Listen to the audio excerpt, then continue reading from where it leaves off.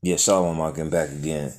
So, you know, like I was saying, Deuteronomy 28:68, and the Lord shall bring thee into Egypt again with ships by the way whereof I spake unto thee.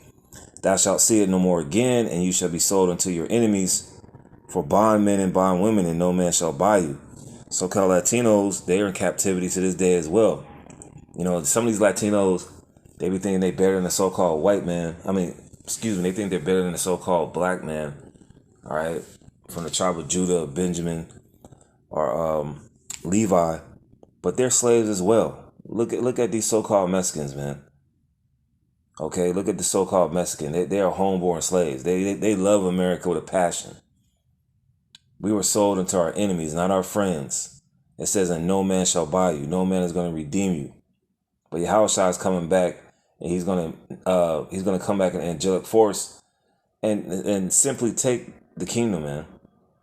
Okay, so switching gears, as you see the captain in the middle, Kasab.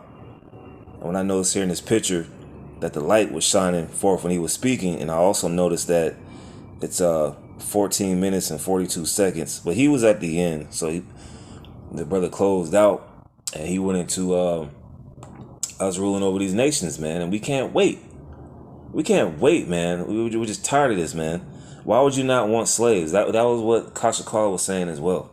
Why would you not want slaves? Like me personally, I'm tired of cooking. I'm tired of cleaning. That is like aggravation. And don't get me wrong, I love cooking for brothers.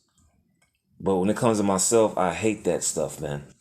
Gotta cook, you gotta clean. It's like, ugh. We need servants, man.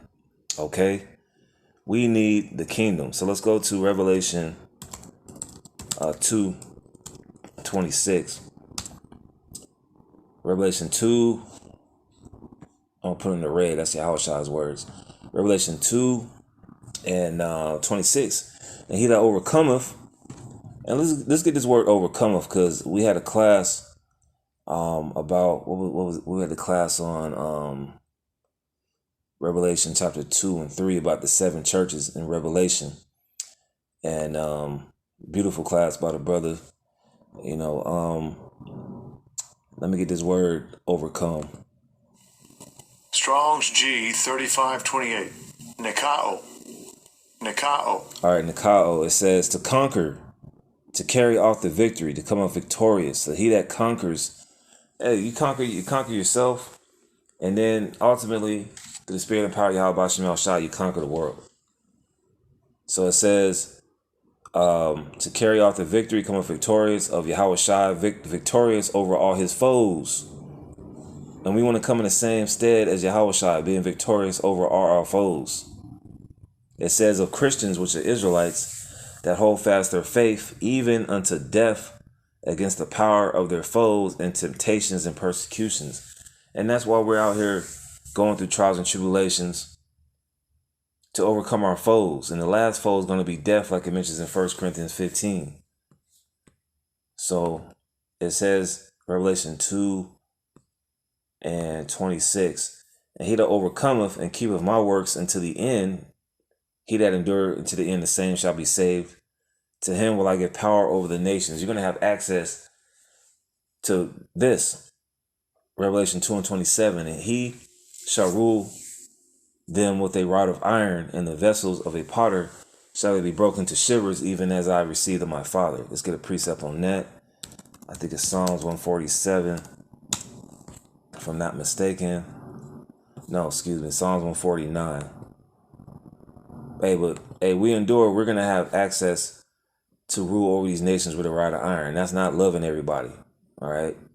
Psalms 147 and Psalms 149 and 5.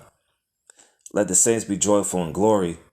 Let them sing aloud upon their beds. Let the high praises of the Most High be in their mouth, and a two-edged sword in their hand, to execute vengeance upon the heathen. That don't sound like love. That sounds like slavery. When you execute vengeance upon the heathen, and the brothers mentioned, we've been getting beat down by these other nations, of course, due to our iniquities, but now it's our turn. So there's going to be slaves in the kingdom. And you gotta have your mind on rulership. You can't be like these LeBron James Negroes talking about equality. That's for slaves, man. I want to be We're not, first of all, the Lord set us up not to be equal to the goddamn devil. But here, we've been brought low. But, hey, the Lord set us up to eventually rule. And you have to have that mentality. Psalms 149:7, to execute vengeance upon the heathen and punishments upon the people. So that's slavery. Because we got to teach them the law. We're not going to be teaching the law, statutes, commandments in the kingdom of heaven. It says that in Hebrews 8:8. Starting at verse 8, excuse me. So we got to be teaching these other nations, especially Moab, on how to eat. Ham, how to wash their ass. Various other things that we got to teach these nations, man. And they're going to love it. It says to bind their kings with chains and their nobles with fetters of iron. Yeah, we're going to bound up the goddamn devil Esau. And he's got to do a 1,000-year sentence. He's going to build up our kingdom. After that, his services are no longer to be needed. There's not going to be any more wickedness on the earth. So why Esau's whole point is to be wicked. So after the kingdom, he builds it up at 1,000 years, and them days are going to go slow on you devils, man. It's going to go back to the old days. It ain't going to be this time where time is speeding up, because the month of October went by quick. It ain't going to be like that in the kingdom of heaven. It says to bind their kings with chains and nobles with fetters of iron, to execute upon the judgment written. This honor have all the saints, praise ye the Lord. Who the saints? The Israelites. So I'm gonna just end it off on that. Matter of fact, I got another one, man. Isaiah 60. Like the Captain Gassad was mentioning. Isaiah 60 and Isaiah 60:10. And the sons of strangers shall build up thy walls, and their kings shall minister unto thee. That's slavery. The other nations are going to be in a slavery. If you're not an Israelite, that's your ass. Especially Esau, that's your ass. For in my wrath I smote thee, but in my favor have I had mercy on thee. And that's another thing we went into, the mercy of the Lord. Therefore thy gates shall be open continually.